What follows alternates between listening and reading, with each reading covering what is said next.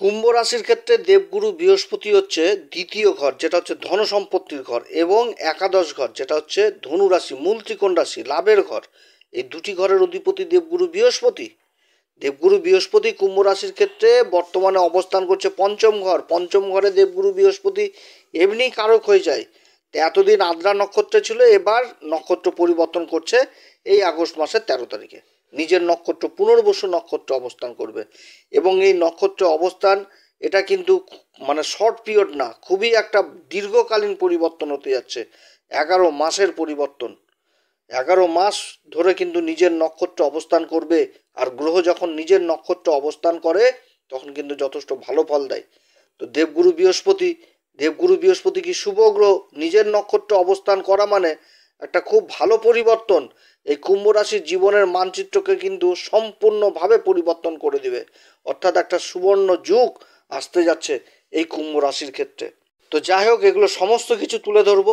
কোন দিক থেকে কুম্ভ রাশি লাভবান হতে যাচ্ছে, কোন দিক থেকে দেবগুরু বৃহস্পতির বিশেষ কৃপা লাভ করবে এই সময়কালে, কোন দিক থেকে আবার বিশেষ সাবধান, এবং কোন উপাচার এই সময়কালে করবে, সেগুলো সমস্ত কিছু আজকের এই ভিডিওতে তুলে ধরবো। তো যাই হোক, অনুষ্ঠানটি শুরু করার আগে সমস্ত দর্শক বন্ধুদের নমস্কার জানাচ্ছি, এবং তার সাথে বলবো যারা বহুদিন ধরে আমাদের অনুষ্ঠান দেখছেন এখনো পর্যন্ত সাবস্ক্রাইব করেননি, অবশ্যই সাবস্ক্রাইব করবেন। জ্যোতিষীয় সম্পর্কিত বহু তথ্য আপনারা আমাদের এই চ্যানেল মাধ্যমে জানতে পারবেন। তো যাই হোক, এই আলোচনাটি কিন্তু চন্দ্র রাশির উপরেই বলা হচ্ছে, এবং কারো কোনো রকম ব্যক্তিগত কুষ্টি ধরে নয়, এটা কিন্তু গ্রহের গোচরের উপরেই কিন্তু বলা হচ্ছে। তো আমি তো বলবো দেবগুরু বৃহস্পতির অবস্থান নিয়ে, এত সুন্দর পজিশন নিয়ে, তো বহু দাদা দিদি ভাই বন্ধুদের জন্মছকে হয়তো দেখালো গুরুর অবস্থান খারাপ রয়েছে, বা অন্যান্য গ্রহদের অবস্থান খারাপ রয়েছে। তো আপনারা কিন্তু অবশ্যই ভালো জ্যোতিষীয় পরামর্শ নেবেন। আপনাদের আশেপাশে যারা ভালো জ্যোতিষী রয়েছে তাদের কাছ থেকে অবশ্যই পরামর্শ নেবেন, কারণ সময় কিন্তু আপনাদের পক্ষে এই 11 মাস, এটা কিন্তু মানে ফেলে দেওয়ার সময় না, একটা দীর্ঘকালীন সময় পাচ্ছেন। এই সময়ের মধ্যে অবশ্যই নিজের মানে চার্ট কিন্তু অবশ্যই দেখাবেন কোনো ভালো জ্যোতিষীয়, আপনাদের আশেপাশের কোনো ভালো জ্যোতিষীর কাছে, কারণ সময় চলে গেলে কিন্তু সে সময় কিন্তু আর রিটার্ন হয়ে আসবে না। দেবগুরু বৃহস্পতির এই যে পরিবর্তন, আগস্ট মাসের 13 তারিখ থেকে একদম 2026-এর 18ই জুন পর্যন্ত পরিবর্তন হবে, প্রায় 11 মাস। এবং এর মাঝখানে দেবগুরু বৃহস্পতি কিন্তু আবার কর্কট রাশিতেও প্রবেশ করবে। 18ই অক্টোবর কর্কট রাশিতে প্রবেশ করবে, তার উচ্চ ঘর, যেটা হচ্ছে এই কুম্ভ রাশির ক্ষেত্রে ষষ্ঠ ঘর। তো সে সময় কিন্তু উচ্চ অবস্থায় থাকবে।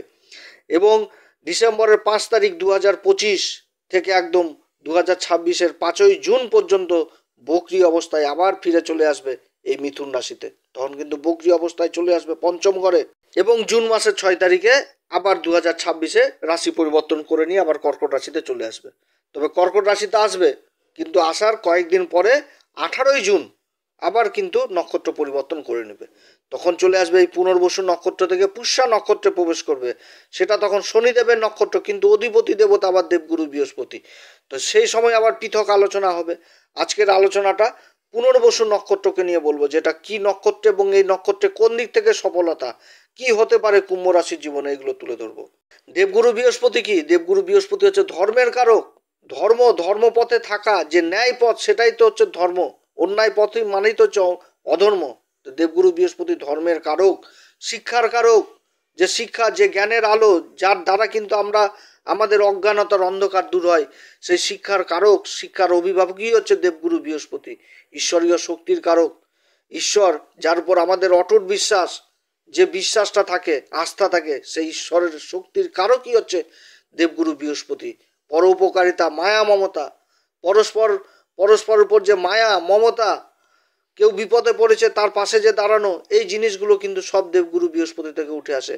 আত্মবিশ্লেষণ, নিজেকে যে বিশ্লেষণ করার ক্ষমতা, সেটাও কিন্তু দেবগুরু বৃহস্পতির জ্ঞানের দ্বারা সম্ভব।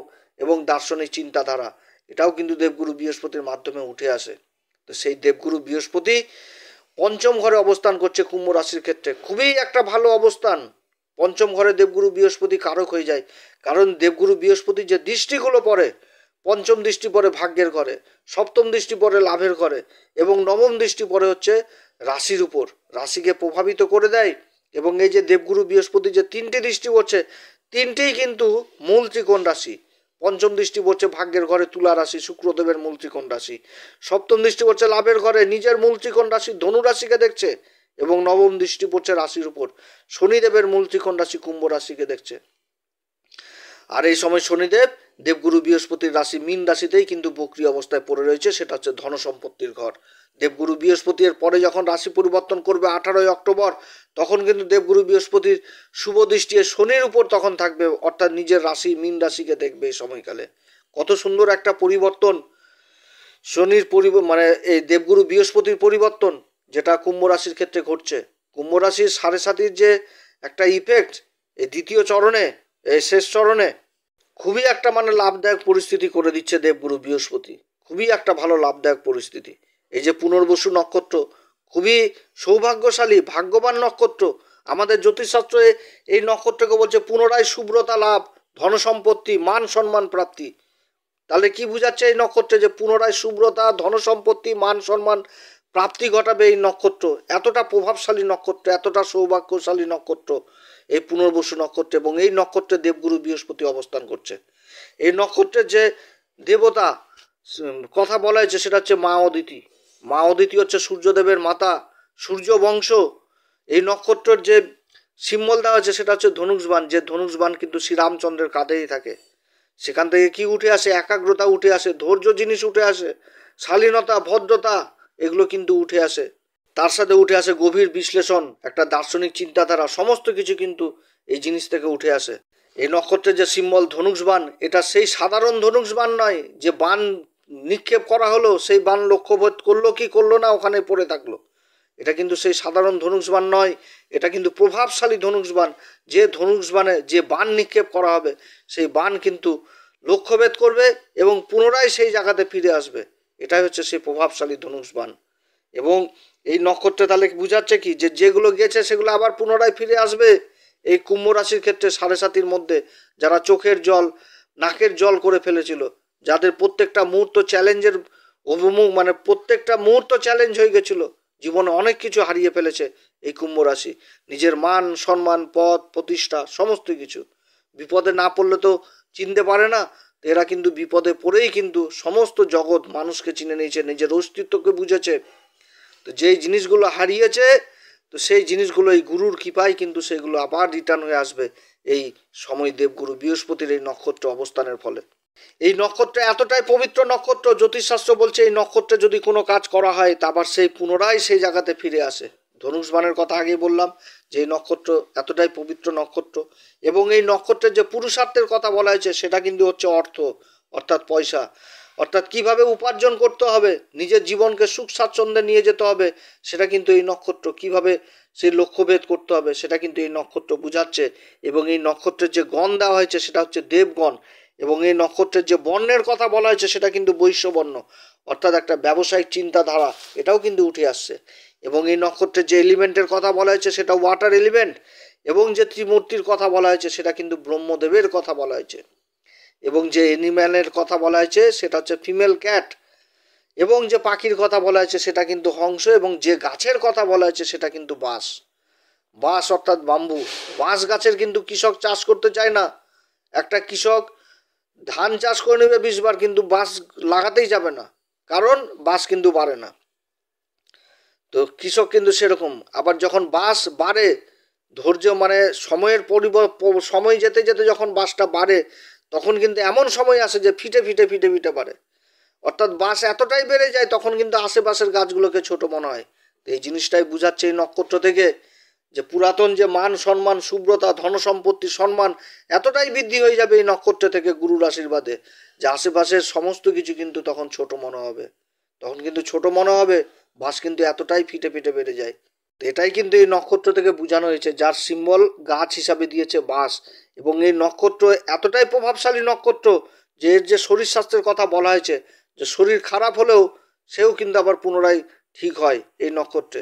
অর্থাৎ এই নক্ষত্রে যারা দীর্ঘকালীন অসুখ বিসুখে ভুগছেন তাদের শরীর স্বাস্থ্য ইমপ্রুভ হওয়ার প্রবল সম্ভাবনা থাকছে এই সময়কালে, অর্থাৎ ট্রিটমেন্ট পাবে, নিরাময় হওয়ার সেই জায়গাটা পাবে যারা অসুস্থ হয়েছেন।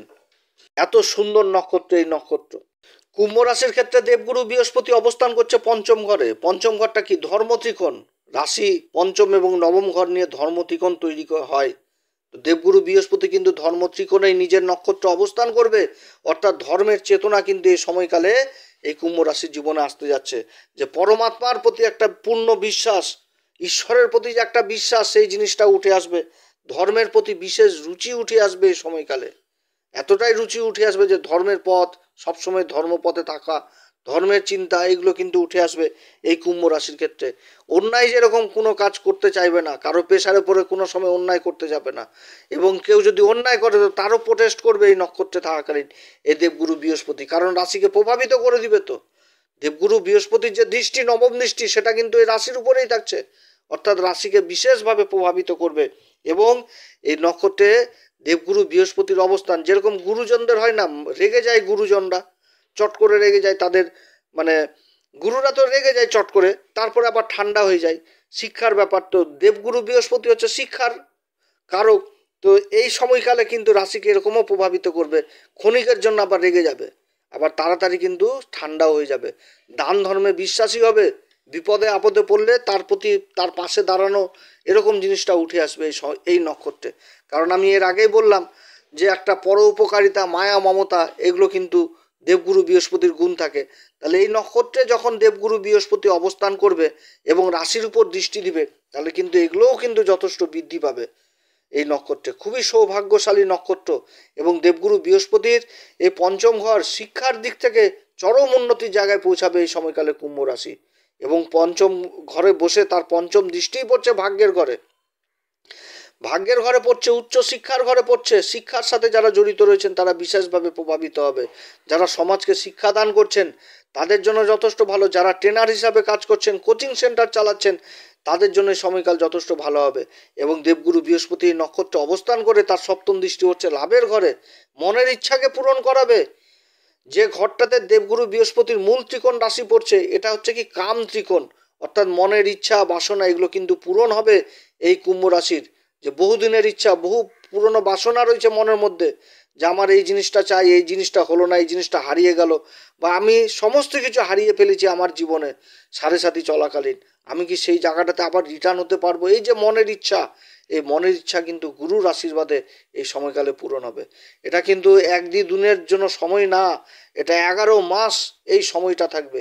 11 মাস জীবনকে কিন্তু পরিবর্তন করবে কুম্ভ রাশির ক্ষেত্রে। এবং রাশির উপর দেবগুরু বৃহস্পতির দৃষ্টি থাকছে, অর্থাৎ রাশির উপর বিশেষ কৃপা থাকছে নিজের নক্ষত্রে অবস্থান করে। গুরুর কৃপা যেখানটাতে থাকে সেখানটাতে কিসের ভয়? কোনো রকম ভয়ই নাই, জীবনে এগিয়ে চলা, এটাই তো স্বাভাবিক। তবে সংঘর্ষ প্রত্যেক মানুষকেই করতে হয়, প্রত্যেকেই সংঘর্ষ করেছে, কিন্তু কেউ কেউ সংঘর্ষ করে সেই ভাগ্যের সাপোর্টটা পায় না, বৃথায় সংঘর্ষ হয়ে যায়, যে সারাদিন বৃথা কেটে গেলাম, কোনো কিছুই পেলাম না। তো এই সময় কি হবে, যে কর্মটা করবে, যে সংঘর্ষটা করবে জীবনে, সেই সংঘর্ষে গুরুর আশীর্বাদ কাজে লেগে যাবে। মানে এতটা উন্নতির চরম শিখরে নিয়ে যাবে এই কুম্ভ রাশিকে। খুবই একটা ভালো সময়। পিতা মাতাদের সন্তানের প্রতি দুশ্চিন্তা দূর হবে। সন্তান যে কর্ম করবে সেই কর্মের উন্নতির যোগ, এবং কোনো কর্মের যদি সন্ধান করে এই সময়কালে কর্মের সন্ধান পাবে এবং কর্মলাভ করবে। যাদের প্রমোশন দীর্ঘদিন ধরে আটকে ছিল সেই জায়গাতে উন্নতির যোগ রয়েছে, প্রমোশন হবে, বেতন বৃদ্ধি হবে, মান সম্মান, খ্যাতি, যশ যথেষ্ট লাভ করবে দেবগুরু বৃহস্পতির এই নক্ষত্র অবস্থান। গুরু এমনই হয়, গুরুর আশীর্বাদে সমস্ত কিছু, মানে অন্ধকার, সব অন্ধকার দূরে দূরে সরে যায়। পঞ্চম ঘরে দেবগুরু বৃহস্পতির অবস্থান।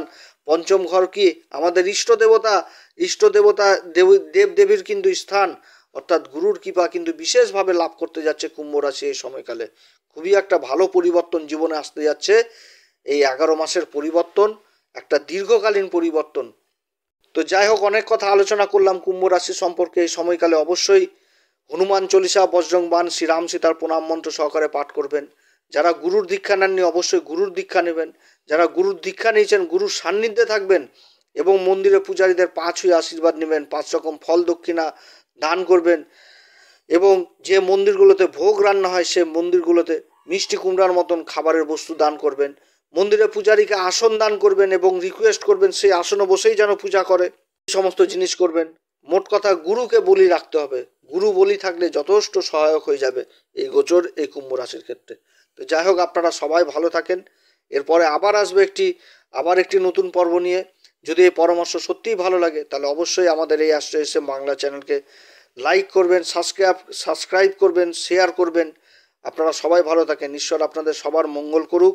7.5 চলছে, যে কোনো কাজ করতে গেলে মাথা ঠান্ডা করে করবেন। গুরুর তো সাপোর্ট পাবেন, গুরু এই সময়কালে অনেক উঁচুতে নিয়ে যাবে, কিন্তু উঁচুতে নিয়ে যে নিজের অহংকার, ক্রোধ, জেদ এগুলো যেন মনের মধ্যে না আসে, কারণ রাহু কিন্তু থাকছে আবার এই রাশির উপরে, এদেরও একটা কিছুটা পাপ প্রভাব থাকে, এগুলো যেন মনের মধ্যে না আসে।